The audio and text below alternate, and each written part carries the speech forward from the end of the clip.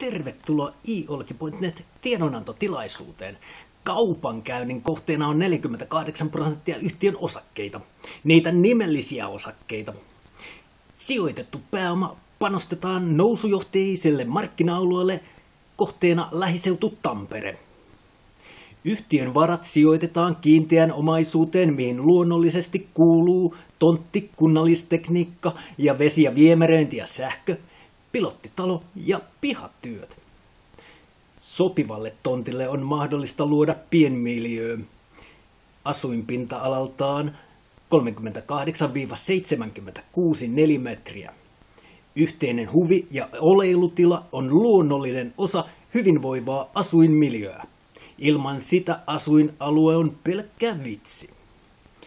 Piensijoittaja, tämä on sinulle. 1 eurolla 3 euroa, tuotto 300%. 1 000 000 euroa, sipsala pim. Tässä hetkessä tuottaa 3 miljoonaa euroa, tuotto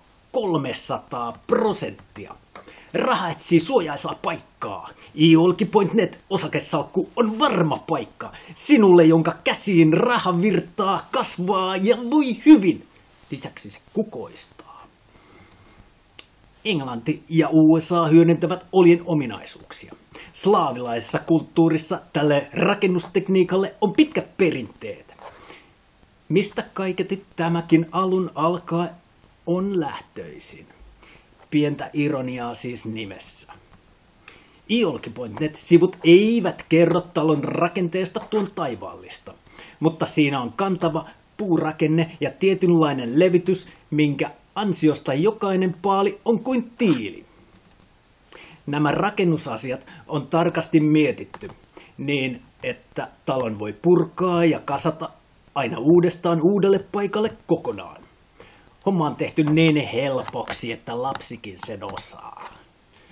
iOlki.net alaisuudessa luotu Certif-järjestelmä takaa korkealaatuista asumista sukupolvelta toiselle, missä perhe viihtyy ja voi hyvin.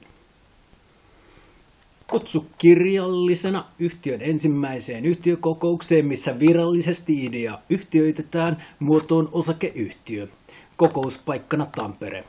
Yhtiötiedotteen ensimmäiselle iOlki.net puolesta toivottaa teille hyvää ja lämmintä kesää Lassi Heikkilä.